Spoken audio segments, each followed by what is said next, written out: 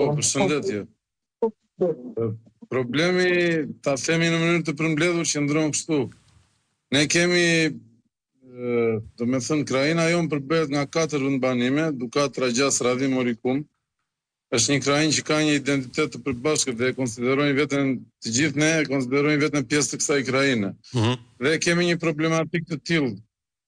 Prej 35 vitesh ne kemi aplikuar për kthimin e pronave të vjetra.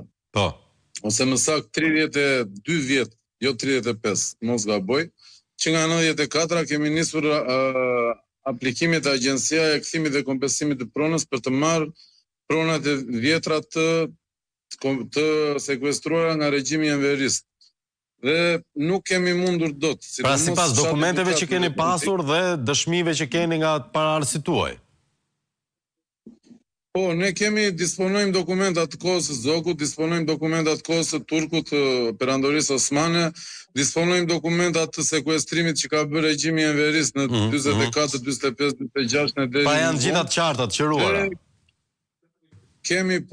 Kemi vërtetime nga më të ndryshme që ato prona janë tonat, po bëhet fjalë për sipërfaqe të madhe, domethënë. Është për gjithë krajina jonë është 360 km2. E kuptoj. Nga të cilat 260 është vetëm fshati Dukat, duke përfshirë dhe territorin e Orikumit sotëm.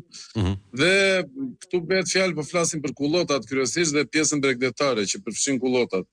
Por Agjencia e Kthimit të Pronave, ose më saktë Agjencia e Moskthimit të Pronave, siç e quajmë ne, sepse unë kam qenë dhe vetë një jurist atje, jurist specialist, dhe nuk mundja do të bëj asnjë gjë as për pronat e fisit tim dhe as për pronat e fshatit apo të krajinës time.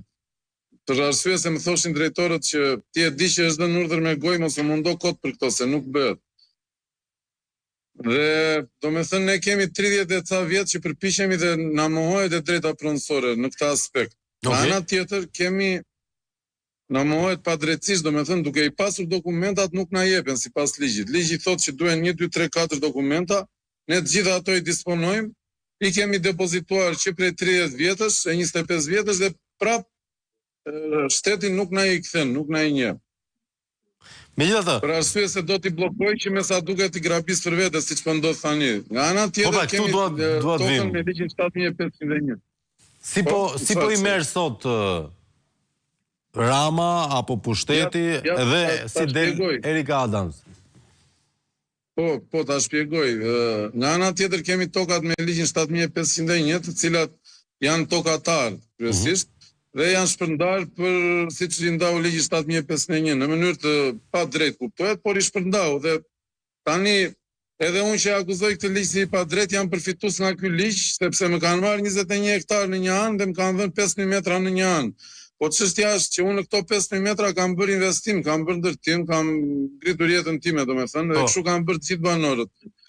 Nga këto tokat me 7501 kanë përfituar bashkëkrajnorët tanë. Dukatas, Orikumas, Tragjasiot, Radhimiot, dhe ne po thuaj se nuk kemi fare konflikte ose janë minimaliste, ose dhe nëse janë ato konflikte kemi potencial të zgjidhim brenda krajinës tonë me njëri tjetrin, nuk kemi probleme, konflikte të brendshme, domethënë të theksuara. Por çfarë ka ndodhur? Neve as këto nuk na i jep shteti me certifikat pronësie, nuk na i ka konvertuar në certifikata. Dhe në veçanti në zonën e Orikumit ka lënë tokat në përdorim që sipas një ligji të 1996 duhet ishin kthyer tashmë në pronësi, i ka lënë në përdorim dhe tani ka filluar aty ka nxjerr disa oligarkë dhe disa ish çiftligar, i quajmë se ashtu janë, dhe ju ka dhënë kompensim fizik në kundërshtim me ligjin mbi tokat me 7501, duke pretenduar që këto janë në përdorim, që madje edhe në një pjesë janë në pronësi me 7501. Dhe kjo ndodh që të përgjigjem për pyetjen që bëre, domethënë për pjesën e se si